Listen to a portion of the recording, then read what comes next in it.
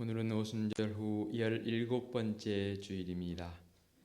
말씀으로 새로워지는 교회란 표 아래 온 성도들이 믿음과 소망과 사랑으로 하나 되어 영과 진리로 예배합니다. 아멘. 만군의 여호와여, 주의 장막이 어찌 그리 사랑스러운지요. 내 영혼이 여호와의 궁정을 사모하여 쇠약하며 내 마음과 육체가 살아계시는 하나님께 부르짖나이다. 나의 왕 나의 하나님 만군의 여호와여, 주의 제단에서 참새도 제 집을 얻고 제비도 새끼들 보금자리를 얻었나이다. 주의 집에 사는 자들은 복이 있나니 그들이 항상 주를 찬송하리이다. 아멘. 사랑이신 하나님 아버지, 저희를 존귀한 하나님의 자녀로 불러주시고 생명의 말씀을 따르며 복 있는 자의 길을 걷게 하시니 참으로 감사합니다. 이 세상을 살아갈 때 저희는 슬픈 일을 많이 만나며 혼자의 힘으로 감당할 수 없는 인생의 무거운 짐을 질 때도 있습니다. 그럴 때마다 우리 하나님께서는 저희의 손을 잡아 실족하지 않게 하시고 승리의 길로 인도하여 주셨습니다. 오늘은 그 크신 은혜를 잊지 않고 주님 앞에 나와 감사의 예배를 드립니다. 이 예배를 기쁨으로 흠양하여 주옵시고 변함없는 사랑과 은총으로 인도하여 주옵소서. 예수님의 이름으로 기원하옵나이다. 아멘. 참여의 기도 시간입니다. 다 같이 침묵으로 지난 시간들을 돌아보며 삶의 자리에서 지은 죄를 고백하며 참여하는 기도하겠습니다. 기도합니다.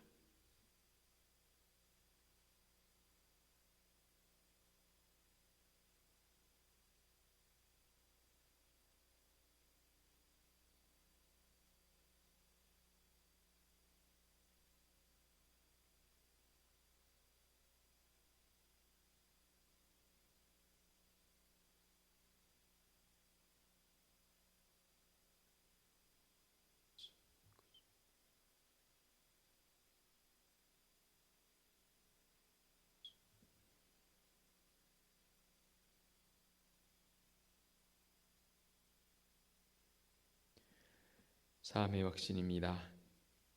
내가 높고 거룩한 곳에 있으며 또한 통회하고 마음이 겸손한 자와 함께 있나니 이는 겸손한 자의 영을 수생시키시며 통회하는 자의 마음을 수생시키려 함이라.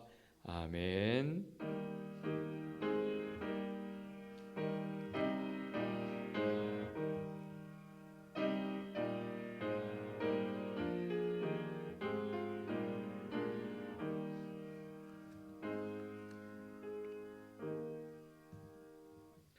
다 같이 일어서서 찬송가 621장을 부르며 경배와 찬양합니다.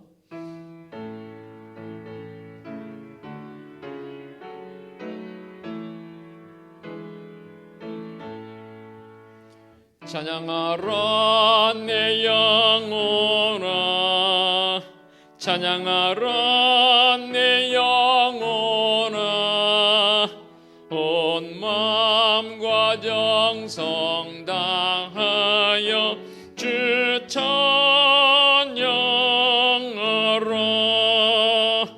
경배하라 내 영혼아, 경배하라 내 영혼아, 온 마음과 정성 다하여 주 경배하라.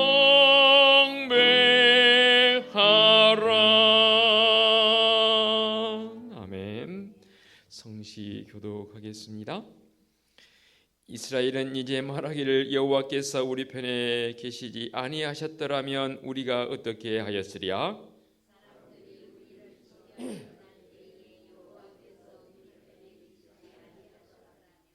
그때에 그들의 노여움이 우리에게 맹렬하여 우리를 산채로 삼켰을 것이며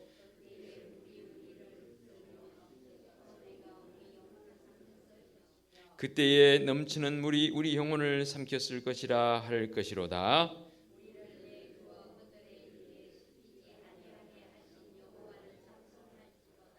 우리의 영혼이 사냥꾼의 올무에서 벗어난 새같이 되었나니 올무가 끊어짐으로 우리가 벗어났도다. 우리의 도움은 천지를 지으신 여호와의 이름에 있도다. 아멘. 사도신경으로 우리의 신앙을 고백하겠습니다. 나는 전능하신 아버지 하나님 천지의 창조주를 믿습니다. 나는 그의 유일하신 아들 우리 주 예수 그리스도를 믿습니다. 그는 성령으로 잉태되어 동정녀 마리아에게서 나시고 본디오 빌라도에게 고난을 받아 십자가에 못 박혀 죽으시고 장사된 지 사흘 만에 죽은 자 가운데서 다시 살아나셨으며 하늘에 오르시어 전능하신 아버지 하나님 우편에 앉아 계시다가 거기로부터 살아있는 자와 죽은 자를 심판하러 오십니다. 나는 성령을 믿으며 거룩한 공교회와 성도의 교제와 죄를 용서받는 것과 몸의 부활과 영생을 믿습니다. 아멘. 자리에 앉으시기 바랍니다. 찬송 43장 찬양 드립니다.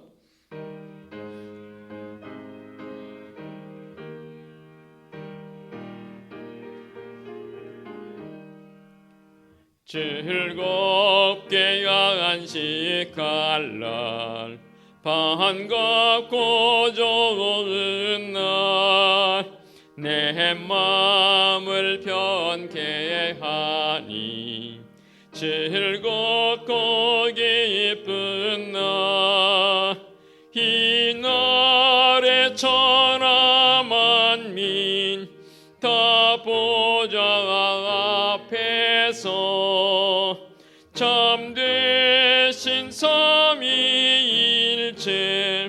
다 찬송 부르네. 이 날에 하늘에서 새 양식 내리네.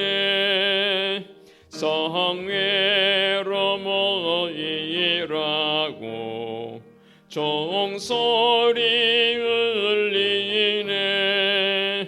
복음의 밝은 빛은 온 세상 비치며 또 영생물이 흘러 시원케 하시네.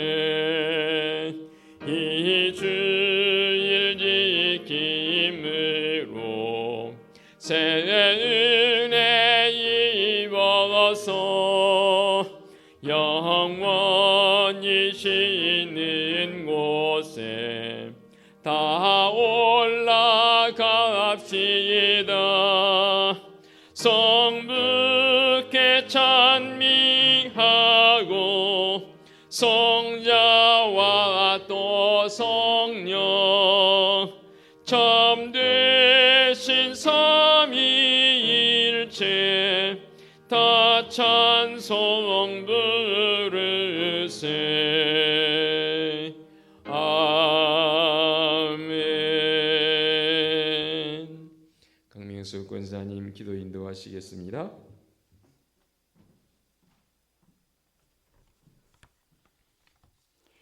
함께 하시는 하나님, 저희의 생명이 시작되기 전부터 택함받은 자녀로 삼아주시고 인생의 거칠고 험한 고비마다 잠시도 멀리하지 않으시고 동행해 주신 은혜에 감사드립니다.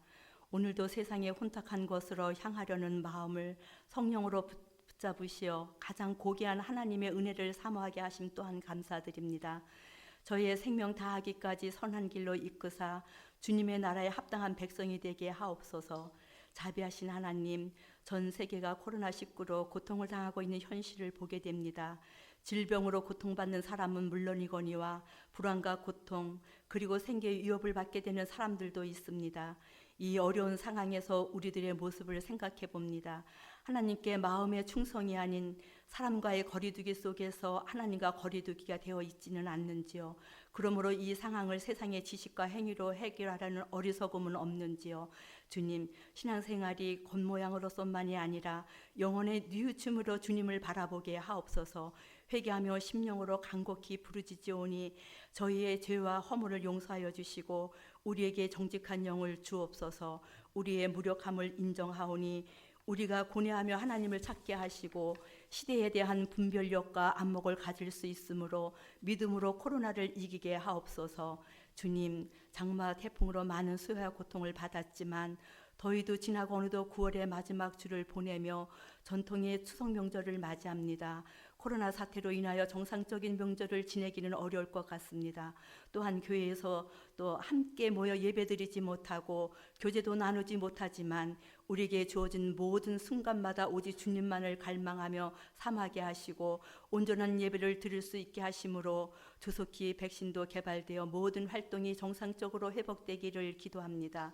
진실하게 간구하는 자를 가까이 하시는 주님, 우리에게 간구의 영을 허락하옵소서. 분주한 세상 속에서도 하나님을 찾고 예배드리오니 저희의 예배와 찬양을 받아주옵소서. 아버지의 임재 안에 거하는 이 시간 지치고 상한 심령을 하나님의 영광으로 채우시고 우리의 몸과 영혼이 온전히 회복되는 은총을 허락하옵소서. 이 어려운 때에 주님의 교회를 든든히 세워주시고 진리의 빛을 더욱 드러낼 수 있는 교회 되기를 소원합니다. 목사님을 붙들어 주셔서 생명의 말씀, 능력의 말씀을 전하시기에 부족함 없게 하옵소서. 이 시간 예배를 주님께 의탁하오며 예수 그리스도 이름으로 기도합니다. 아멘.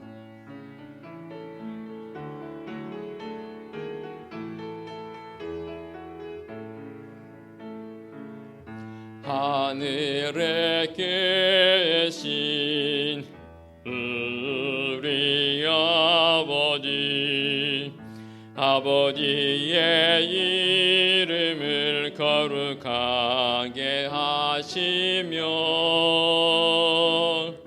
아버지의 나라가 오게 하시며 아버지의 뜻이 하늘에서와 같이 땅에서도 이루어지게 하소서. 오늘 우리에게 일용할 양식을 주시고 우리가 우리에게 잘못한 사람을 용서하여 준 것 같이 우리 죄를 용서하여 주시고 우리를 시험에 빠지지 않게 하시고 악에서 구하소서. 나라와 권능과 영광이 영원히 아버지의 것입니다. 아멘.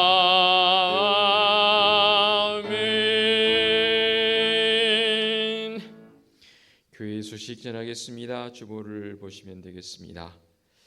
9월 마지막 주일이지만 10월 목회 계획이 예고되었습니다.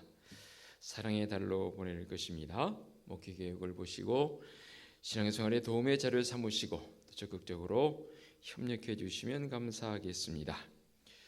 오늘 찬양 예배는 주일 가정 예배로 드립니다. 금주 한밤 기도에 계속해서 당분간 쉬겠고요. 오늘 주일 찬양 예배 역시 주일 가정 예배로 드리겠습니다. 지난 주간에 말씀드렸지만 제39역 김명옥 집사님, 박규준 집사님 가정인데요. 부친상을 다하여 장례를 마쳤습니다. 장례에 마친 것 감사하여 성도들에게 작지만 작은 떡을 준비해서 나눠드린다고 합니다. 아마도 로비에 온 걸로 알고 있는데 준비해서 일부 나오신 분들도 한 사람이 하나씩 가지고 가셔도 될 것 같습니다. 좀 전에 강명인구 권사님 기도하셨지만 오는 10월 1일 목요일은 우리 민족 고유의 명절인 추석입니다. 명절을 맞이해서 즐겁고 유익한 시간이 되시기를 바라고요. 명절 기간 동안 일가 친족과 이웃에게 그리스도의 품위를 유지하는 생활이 되시기를 바라고 혹시 먼거리 간다면 안전운행하시기 바랍니다. 여느 명절과는 다르게 올 추석은 할 수만 있으면 움직이지 않는 게 좋다라고들 말합니다. 몸은 가지 못할지라도 전화나 또 안부를 통해서 가족들, 일가 친족들과 또 깊은 교제가 있는 그런 시간이 되었으면 좋겠습니다. 아울러서 명절 기간 중에서 수요일 예배까지는 예배를 드리겠습니다. 목요일 아침과 명절날 아침과 금요일 새벽 기도회는 자유롭게 시행하도록 하겠습니다. 아울러서 이 명절 기간에 또 코로나19 이 바이러스가 또 급격하게 확산될까 봐 많이 염려되어지기도 합니다. 또 우리가 조금만 더 긴장하고 조금만 더 절제한다면 속안실 내에 이 확산되어진 게 종식되어지고 또 하나님 앞에 더 기쁨으로 나아갈 수 있는 믿음의 성들의 모습이 되어지리라 봅니다. 좀 더 긴장했으면 좋겠습니다. 자, 이제 앉은 자리에서 우리 앞뒤에 계신 분들과 축복하며 인사 나누겠습니다. 인사 이렇게 한번 눈인사라도 하시면 좋겠습니다.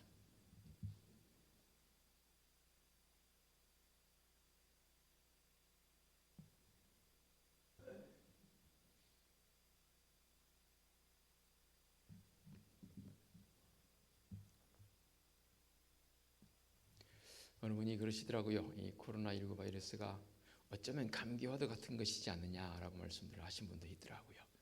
잘 관리하고 잘 또 씻고 하면은 충분히 이겨나갈 수 있는 것이다라고 말씀을 하신 게 저는 공감이 가더라고요. 그런 마음을 가지시고 우리 믿음의 사람들이잖아요. 더 굳건히 세워져가는 한 주간 되어지시기를 부탁을 드리고 또 명절을 잘 보내시기를 부탁드리겠습니다. 봉헌 찬송 633장 찬양합니다. 나의 하나님 받으소서 주께 드리는 이 예물을 소리 높여 감사하로 주께 드리네 아멘.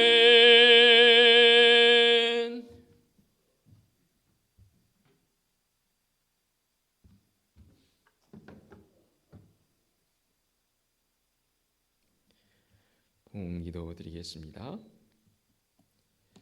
사랑과 은혜가 풍성하신 하나님 아버지, 은혜의 달 마지막 주일을 보내게 해주시니 감사합니다.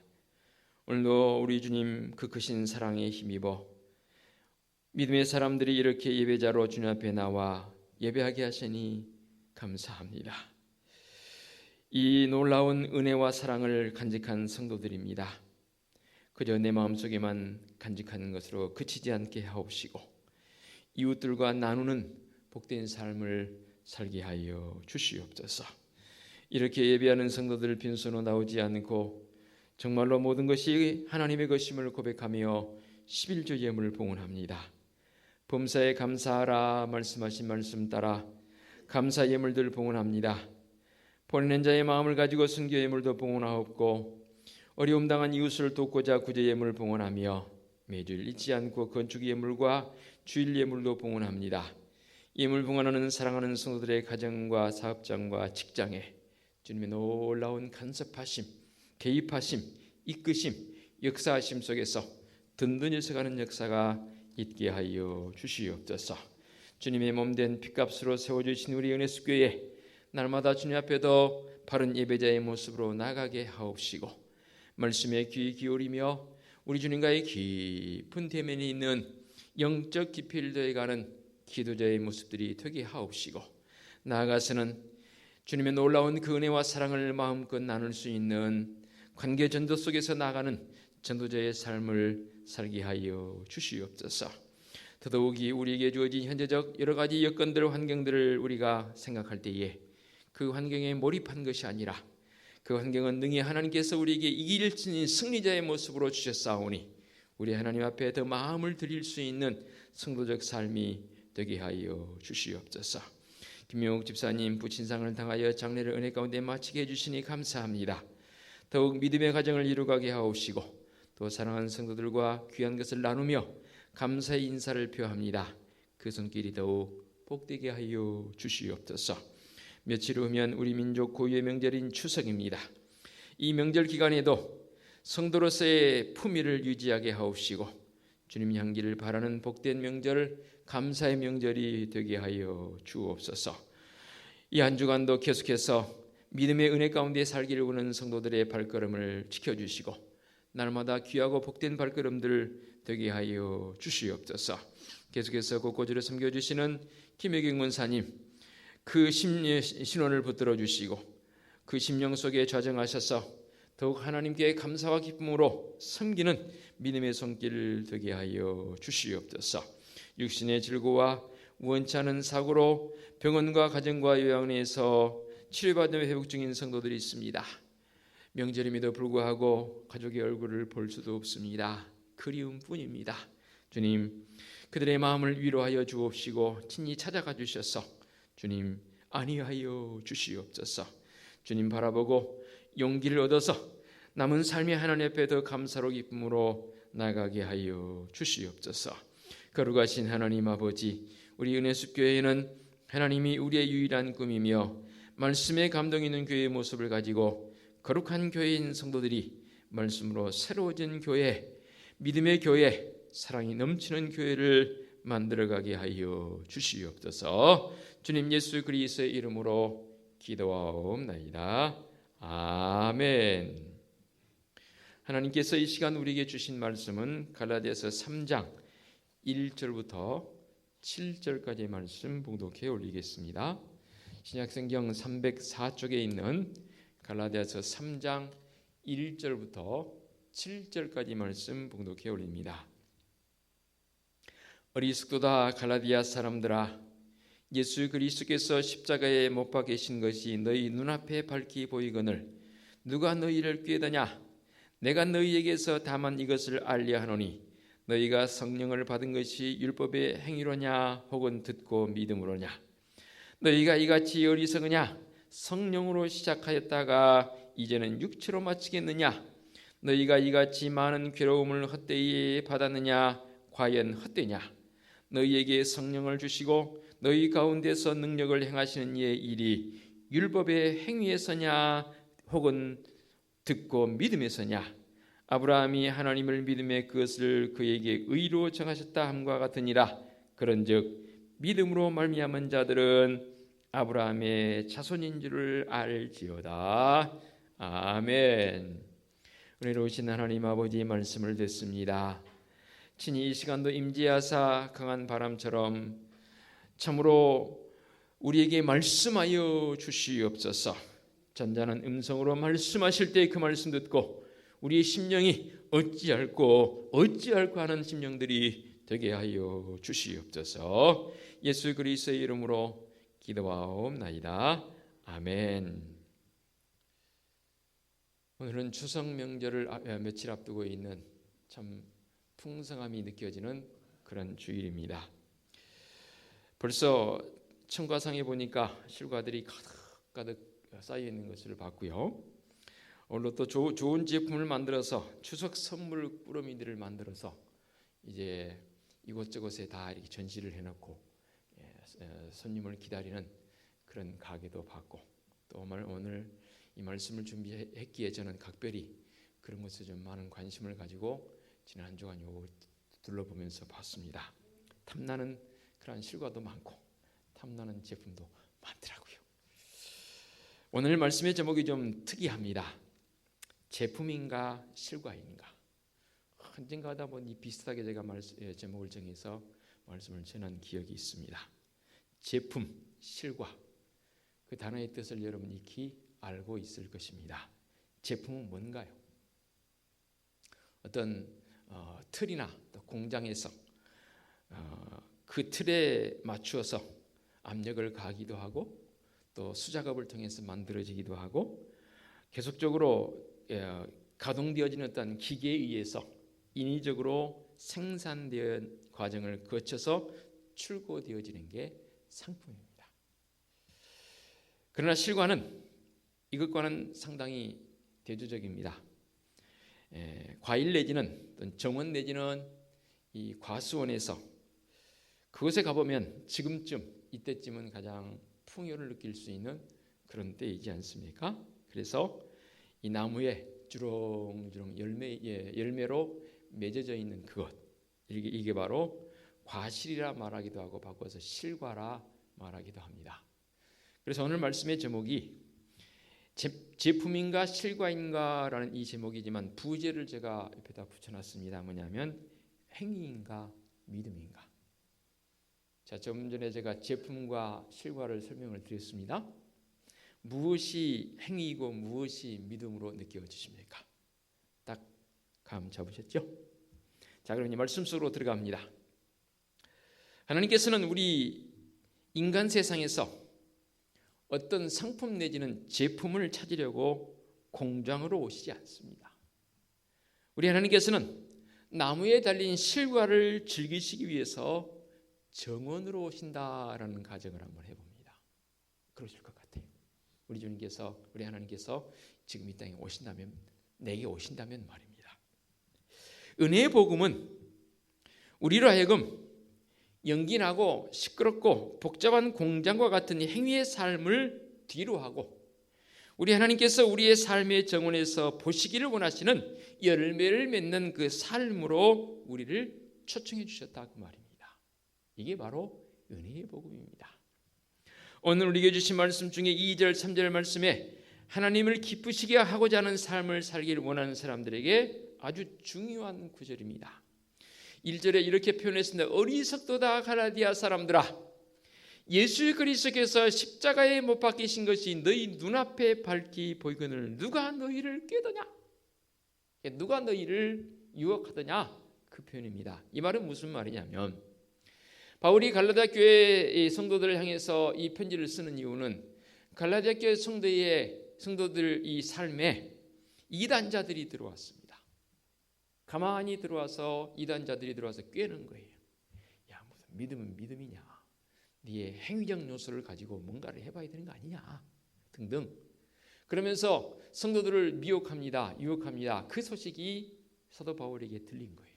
그래서 갈라디아 교회 성도들 향해서 편지를 씁니다. 1장에서는 이단자들을 향해서 뭐라고까지 표현합니까? 아주 혹독한 표현을 쓰죠. 이 저주를 받을 자들아 까지 표현을 써가면서 갈라디아서 1장에서는 표현했지 않습니까? 그래서 3절에 이 3장에서는 어리석도다 갈라디아 사람들아. 모두가 다 어리석은 게 아니고 그런 꼬임에 지금 넘어가는 자들을 향한 그런 표현이 바로 어리석도다라고 했습니다. 계속해서 내가 너희에게서 다만 이것을 알려 하노니 너희가 성령을 받은 것이 율법의 행위로냐 혹은 듣고 믿음으로냐. 행위적 요소가 강조되어지는 이 갈라디아 교회에 가만히 들어온 이단자들의 그 꼬임에 성도들이 넘어가니까 바울이 여기서 강조하고 있는 겁니다. 그러면서 3절에 너희가 이같이 어리석으냐? 성령으로 시작하였다가 이제는 육체로 마치겠느냐? 이 말씀은 오늘 사는 우리에게도 굉장히 그 중심에 딱 들어와 있는 아주 중요한 말씀이라 그 말입니다. 바울은 여기서 두 가지 관점을 비교합니다. 즉 믿음과 관련되어 있는 성령과 육체와 관련되어지는 행위적 요소를 여기서 말씀하고 있습니다. 언제든지 우리의 행위의 영역으로 들어가면 육체로 하는 것이 되고요. 성령의 영역에 들어가게 되면 믿음으로 하는 게 하게 되는 것이다 라고 정의를 내리지 않습니까? 그래서 행위와 육체가 연결되어 있는 것처럼 성령과 믿음이 연결되어 있는 것을 보게 됩니다. 목양을 하다 보면 우리 성도들 사이에 그런 표현 쓰지 않습니까? 제게도 하지만 또 우리 성도들끼리로 그렇게 표현 쓰는 걸 봅니다. 우리 서로 주님 위해서 일해야지요, 주님 일해야지요 라고 말들을 합니다. 예, 맞습니다. 무엇이든 주님을 위해서 일해야 합니다. 그러나 우리가 바로 알아야 할 것은 있습니다. 우리는 내 의지로 일해서는 안 됩니다. 즉 우리가 하나님을 기쁘시게 하기 위해서 육체로 일할 수 있는 것은 하나도 없더라 그 말입니다. 즉 믿음은 언제나 열매를 만들어내는데 그 열매적 요소를 인위적으로 만들어내려고 하는 팩토리, 공장에서 뭔가를 제품을 생산해내려고 하는 그런 사고를 가지고 믿음 생활을 하는 분들이 있더라 그 말입니다. 지금 갈라디아 교회 내에 그런 사람들이 발생이 됐습니다. 이게 아니라는 거죠. 만약 우리가 봉사하면서 행위로 노력하고 있다면 그것은 육체를 의지하는 것이 되는 겁니다. 그러나 우리가 우리 주님과 함께 믿음으로 행하고 있다면 성령 하나님이 우리의 삶 가운데에서 열매를 만들어내십니다. 무슨 말이냐면 이 열매를 맺어야지 생각하며 애씀으로 그 열매가 맺어지는 게 아니더라 그 말입니다. 열매는 주님과의 깊은 관계로부터 저절로 오는 자연적인 결과물. 오늘 이 말씀 이 후반부에 보면은 성령의 9가지 열매도 마찬가지지 않습니까? 바울이 강조하고 있는 그 강조점에 성령의 9가지 열매는 인위적으로 맺어진 게 아닙니다. 사위와 오장양 충원절 이 9가지 열매가 가장 먼저 사랑이 언급되지 않습니까? 이 사랑은 성령의 열매의 첫 번째 언급되어진 부분으로서 그게 어떤 나의 노력과 인위적인 공장에서 만들어낸 제품과 같은 그런 행위적 요소를 통해서 맺어진 게 아닙니다. 이 성령의 열매는 바로 실과와 같은 그런 모습으로 내가 맺는 게 아니고 나에게서 맺혀지지만 성령 하나님께서 맺도록 해주시는 게 바로 성령의 열매입니다. 그래서 성령의 열매라 그렇게 부르는 거예요. 제가 사과를 하나 가지고 왔습니다. 이쪽으로 비치면 좀 덜 익었고 이쪽으로 비치면 좀 잘 익었죠. 일부러 이거 찾느라고 제가 조금 애를 먹었습니다. 여러분 보시기에 왜 이쪽은 덜 익고 이쪽은 많이 익었나요? 모르세요? 예, 바로 아시네요. 이쪽은 햇볕이 조금 덜 비춘 곳이에요. 비추긴 비쳤는데 덜 비쳤어요. 이쪽은 햇볕이 비쳤는데 아주 잘 비쳤어요. 이보다 좀 더 인기 있었으면 좋겠는데 저희 집에 이거밖에 없어서 이거밖에 못 가져왔습니다만은 그렇습니다. 이 실과는 딱 가지에 붙어 있으면 햇빛의 양을 따라서 이렇게 되기도 하고 이렇게 되기도 합니다. 그런데 언젠가는 이쪽도 이렇게 돼요. 시간이 좀 지나면. 이 과일이 익어야겠다라고 매일매일 몸부림치면서 노력해서 이렇게 익은 겁니까? 아니라는 거죠. 이 실과는 가만히 어디에 붙어 있었습니까? 그죠? 가지에 붙어 있었어요. 가지에 붙어 있기만 하면 이렇게 보기에도 탐스러운 이 과일이 되는 것처럼 이는 우리에게 진리로 다가오는데 우리의 삶에서도 마찬가지입니다. 우리가 참으로 그리스도 안에 붙어 있으면 안에 있으면 열매는 관계로부터 저절로 맺어지는 겁니다. 이것이 진짜 믿음 생활하는 성도적 삶이 되는 것이지요. 나의 삶에 진짜 달고 만나는 이 열매가 없다면 하나님과의 관계부터 의문을 가지고 나를 점검해 봐야 합니다. 고린도후서 13장 5절 말씀에 이렇게 말씀하십니다. 너희는 믿음 안에 있는가 너희 자신을 시험하고 너희 자신을 확증하라. 예수 그리스도께서 너희 안에 계신 줄을 너희가 스스로 알지 못하느냐. 그렇지 않으면 너희는 버림받은 자니라. 이 말씀 준비하면서 그렇게 자주 읽었던 말씀인데도 불구하고 제게 확 다가오더라고요. 다시 볼까요? 너희는 믿음 안에 있는가 너희 자신을 시험하고 너희 자신을 확증하라. 예수 그리스도께서 너희 안에 계신 줄을 너희가 스스로 알지 못하느냐? 그렇지 않으면 너희는 버림받은 자니라. 주님께서 이런 표현을 쓰죠. 양의 가죽을 쓴 이리와 같은 그런 존재적 모습을 언급하십니다. 성도같이 보이고 성도같이 행동하고 성도같이 말하는데 속내를 들여다보니까 날카로운 이빨을 가지는 일이더라 그 말입니다. 겉으로는 양으로서의 모든 모양은 다 갖추었는데 사실은 일이라 그 말입니다. 왜 제가 이런 표현을 쓰냐면 우리는 스스로 어떻게 내가 양인지 일인지 진단해 볼 수 있는 것인가. 우리 주님께서는 그 진단의 가장 진단표는 뭐냐면 그들의 열매로 그들을 알리라라고 말씀하고 있습니다. 주님께서 진단할 일이지만 나 스스로도 나를 진단해 볼 수 있는 일이라 그 말입니다. 우리는 우리의 삶에서 어떤 열매를 맺고 있는지 우리의 삶을 점검해 볼 필요가 있습니다. 나쁜 열매를 맺고 있다면 우리의 관계가 잘못된 것이고 그것은 우리의 믿음에 무슨 문제가 있다는 뜻 아니겠습니까? 예수 그리스도를 믿는 믿음으로 주님과 살고 있는 관계를 가진 사람은 쉬지 않고 꾸준한 열매를 맺게 되어 있습니다. 하나님의 관심과 나의 관심, 우리의 관심 같아야 합니다. 그런데 이상해요. 괴리가 생겨요. 괴리가 생긴 정도는 그래도 괜찮아요.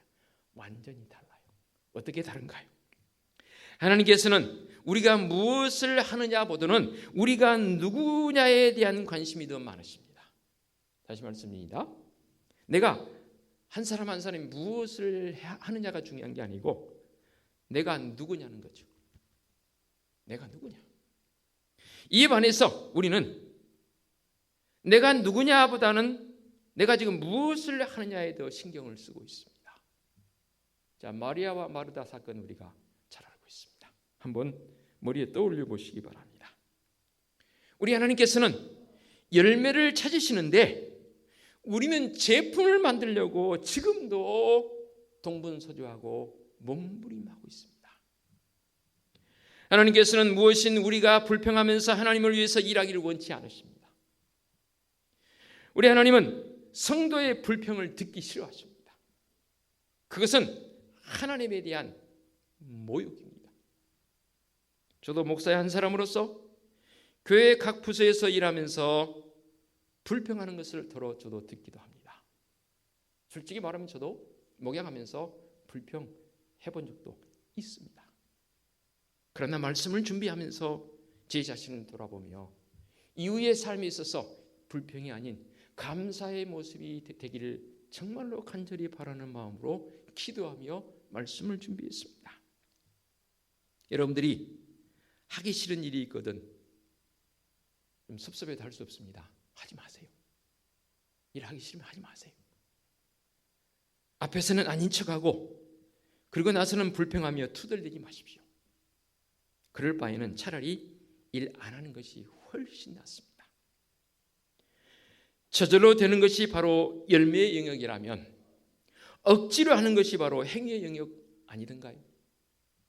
우리 하나님은 우리가 부름받은 일을 감당할 수 있도록 우리에게 필요한 것을 주시기도 하고 준비해 주시기도 하십니다. 그러므로 정말 믿음의 사람들이 무슨 일이건 맡으면 사실 그것은 저절로 되게 되어 있습니다.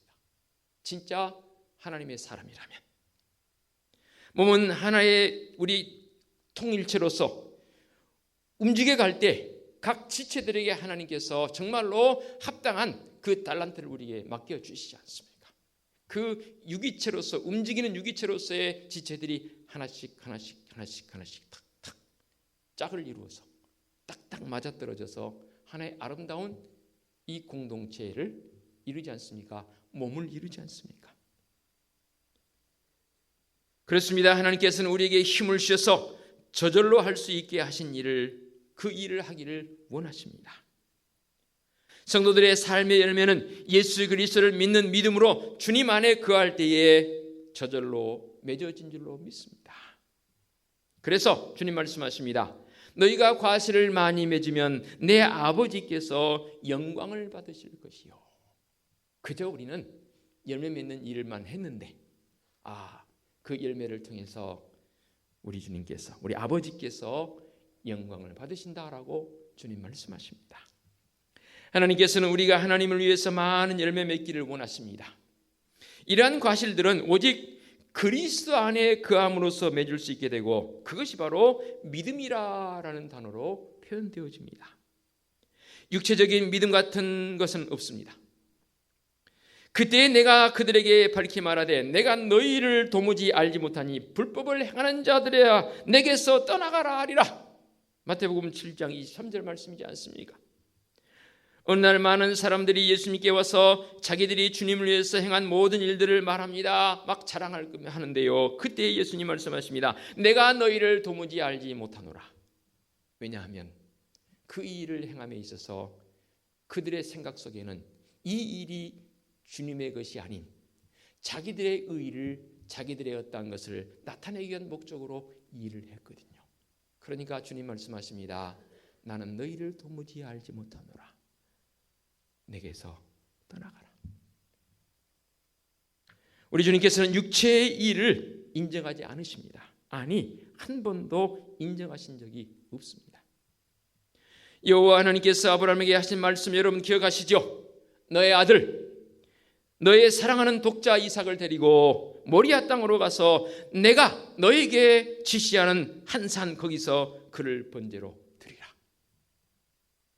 하나님께서 하신 말씀이 좀 이상하지 않습니까? 이 아브라함에게는 13살 앞선, 이삭보다 13살 앞선 이스마엘이 있잖아요.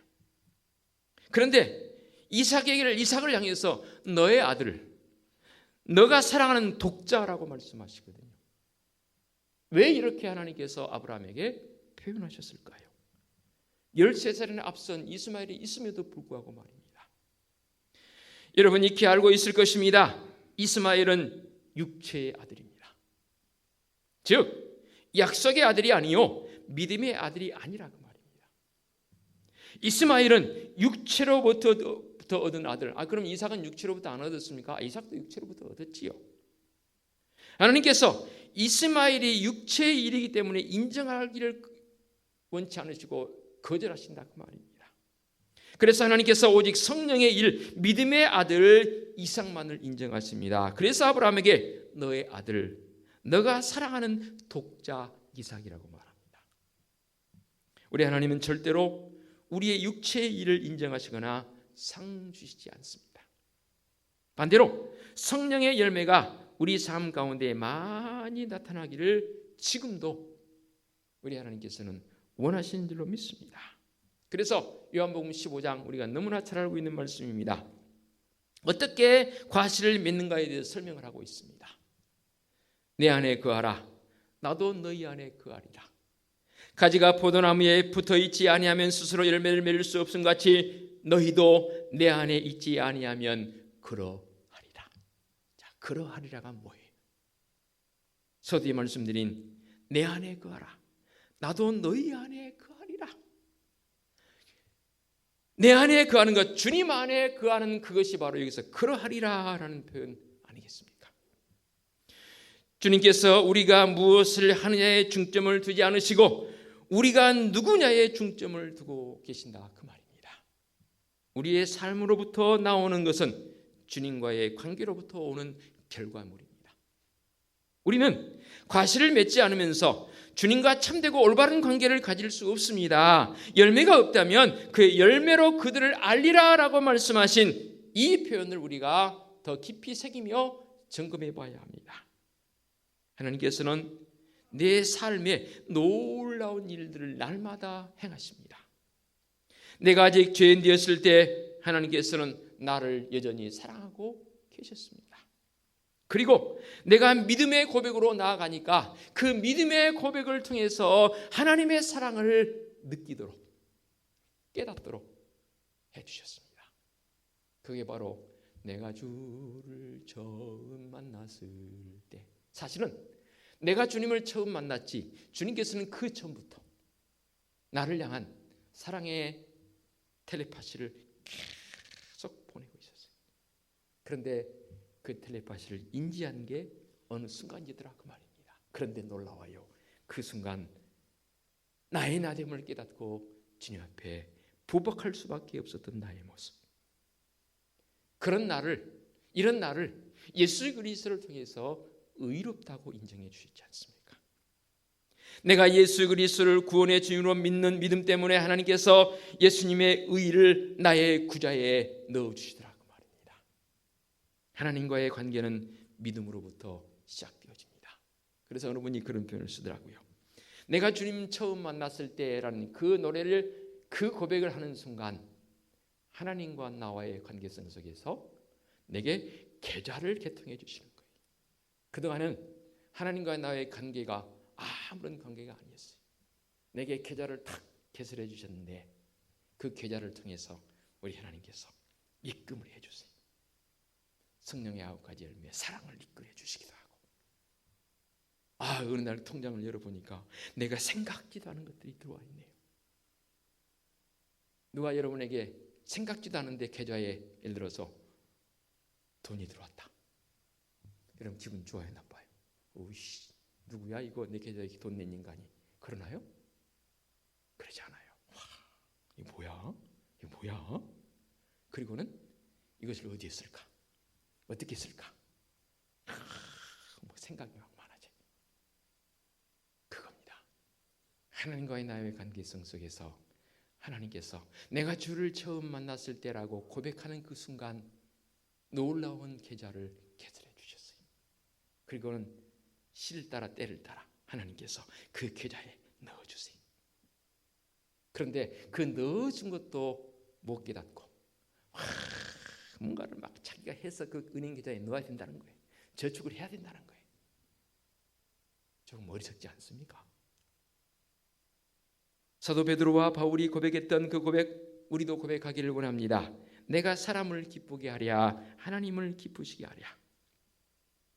성도들의 봉사와 섬김이 사람을 즐겁게 하는 것보다 하나님을 즐겁게 하는 것이 더 훨씬 쉽다는 사실 여러분 알고 계십니까? 하나님을 기쁘시게 하기 위해서는 우리 하나님을 믿고 신뢰하기만 하면 됩니다. 이게 바로 은혜의 복음이거든요.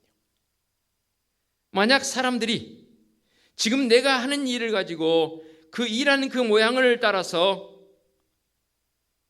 하나님께 영광을 돌린다라고 사람들로부터 평가를 받는다면 과연 여러분 평가받을 자신 있습니까? 솔직히 말하면 저는 자신 없습니다. 물론 사람들이 그 외형적인 모습을 통해서 저 사람은 저런 사람이야라고 나름 또 좋게 평가해 줄 수도 있습니다. 그러나 바르게 알아야 할 것은 하나님을 기쁘시게 하는 일이 사람을 기쁘게 하는 것보다 더 쉽다는 사실입니다. 심지어는 목사인 저를 기쁘게 하려고 하지 마세요. 저도 사람이에요. 모든 사람을 즐겁게 하려는 것은 사실 이게 쓸데없는 노력이라 해도 표현이 틀리지 않을 것입니다. 교회에서 섬기며 봉사할 때 아무리 일을 잘해도요, 믿음의 눈으로 보지 않는 사람의 눈에는 흠이고 비난거리일 수밖에 없습니다. 그러니까 달리 말하면 그런 사람들의 눈을 의식하지 말자 그 말이에요. 그러거나 말거나 그러거나 말거나 나는 누구의 눈을 의식해요? 하나님의 눈. 일을 잘해도 그 사람 눈에는 잘하는 것으로 보이지 않습니다. 그런 것에 관심 두지 말아야 할 이유는 우리의 삶의 열매는 사람을 기쁘게 하는 게 아니라 그 말입니다. 그러므로 모든 사람을 기쁘게 하기 위해서 일한다. 절대 불가능합니다. 그런데 다행인 것은 우리가 모든 사람을 기쁘게 할 필요가 없이 오직 우리 하나님을 기쁘시게 하는 자들이 되면 됩니다. 그러면 하나님께서 기쁘시게 하는 그 일들 위해서 해야 할 일이 있어요. 이거 나누고 말씀 마무리합니다. 조금 전에 답을 말씀드렸습니다. 바로 하나님을 절대 신뢰하는 일입니다. 여러분 하나님 신뢰하시지요? 진짜로요? 진짜로요? 신뢰하신다면 여러분이 생각 속에 가지고 있는 여타의 세상의 모든 것들 다 이 시간 내려놓으시기 바랍니다. 신뢰한다는 것은 100% 맡긴다는 의미도 됩니다. 우리가 하나님을 믿고 신뢰할 때 우리는 하나님을 기쁘시게 하는 자가 되는 겁니다. 의도적으로 하지 않아도 됩니다. 이게 바로 은혜의 복음이더라 그 말입니다. 이것이 곧 나의 기쁨으로 바뀌게 됩니다. 믿음은 주님을 기쁘시게 하고 믿음은 관계를 만들어가고 그리고 믿음은 이 관계성 속에서 아름다운 이 실과를 맺게 하십니다. 오늘 말씀의 의도는 하루 종일 가만히 앉아서 아무것도 하지 않은 채 팔짱만 끼고 지켜보면서 그냥 십자가만 묵상하라는 말이 아닙니다. 오늘 말씀의 제목처럼 지급화되어진 그런 사고의식을 가지고 봉사하지 말라 그 말입니다. 그런 모습으로 살지 말라 그 말입니다. 즉 내가 포도나무이신 주님께 붙어있는 가지가 되어지면 자연스럽게 열매로 맺혀지게 되어 있습니다. 곧 하나를 봉사해도 그 봉사가 열매와 같은 것이 되어진다 그 말입니다. 심지어 나의 생계를 위해서 사업장에서 직장에서도 오늘 드신 이 말씀처럼 설령 여러분의 손을 통해서 어떤 제품을 만들어내는 그런 일을 직종이 있다 할지라도 우리의 마음속에서는 공장에서 일하는 팩토리, 제품을 만들어낸 자의 모습이 아닌 이 가지에 붙어있는 과실을 맺는 자의 모습, 그것이 하나님과의 나의 절대적 관계여야 합니다. 심지어 세상 사람들은 철저한 직업의식을 가지라고 말하더라고요. 예, 그 인정합니다.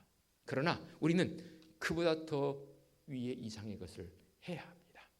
철저한 직업의식 가져야지요. 그보다 더 고차원적인 깊은 것은 뭡니까? 철저한 하나님과의 관계입니다. 붙어있느냐, 붙어있지 않느냐. 사탄 마귀는 어떻게든 이 하나님으로부터 우리를 떼어내려고 합니다. 떨어지는 순간부터는요, 참 우리 속에 죄성이 그래서 무서운 거예요. 하나님과의 떨어지는 그 순간부터는 인위적인 노력을 합니다. 인위적인 노력을 합니다. 하나님께서는 결코 그 인정하지 않으십니다.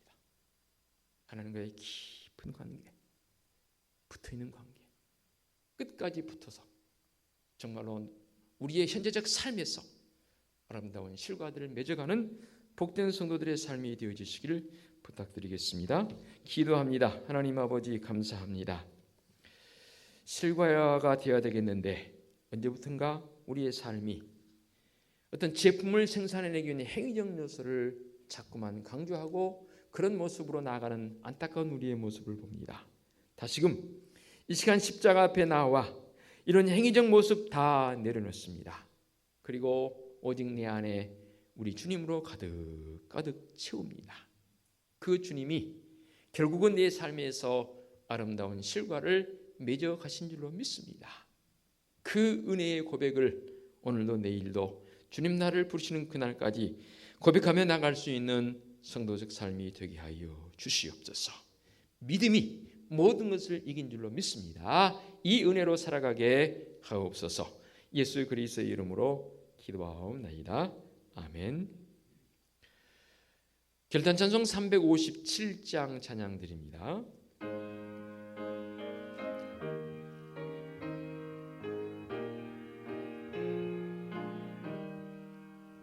주 믿는 사람 일어나 다 힘을 합하여 이 세상 모든 마귀를 다 쳐서 멸하세. 저 앞에 오는 적군을 다 싸워 이겨라. 주 예수 믿는 힘으로 온 세상이 이기네. 믿음이 이기네. 믿음이 이기네. 주 예수를 믿음이 온 세상이 이기네. 온 인류 마귀 괴율로 큰 죄에 빠지니 진리로 띠를 띠고서 늘 기도드리세. 참 믿고 의지하면서 겁없이 나갈 때 주 예수 믿는 힘으로 온 세상이 이기네. 믿음이 이기네. 믿음이 이기네. 믿음이 이기네. 주 예수를 믿음이 온 세상이 이기네. 끝까지 이긴 자에게 흰 옷을 입히고 또 또 영생 복을 주시니 참 기쁜 일일세. 이 어두운 세상 지나서 저 천성 가도록 주 예수 믿는 힘으로 온 세상 이기네. 믿음이 이기네. 믿음이 이기네. 주 예수를 믿음이 온 세상 이기네. 아멘. 오늘의 위탁의 말씀입니다. 내가 너희에게 다만 이것을 알려 하노니 너희가 성령을 받은 것이 율법의 행위로냐 혹은 듣고 믿음으로냐. 아멘. 우리 주님 예수 그리스도의 은혜와 하나님 아버지의 지극하신 사랑하심과 성령님의 인도하시며 교통하심이 실과와 같은 믿음으로 살아가기를 원하는 사랑하는 성도들 머리머리 위에와 성도들의 가정과 사업장과 직장 위에와 우리 교회 위에와 이 민족 위에 이제와 영원토록 함께 하시기를 축원하옵나이다. 아멘.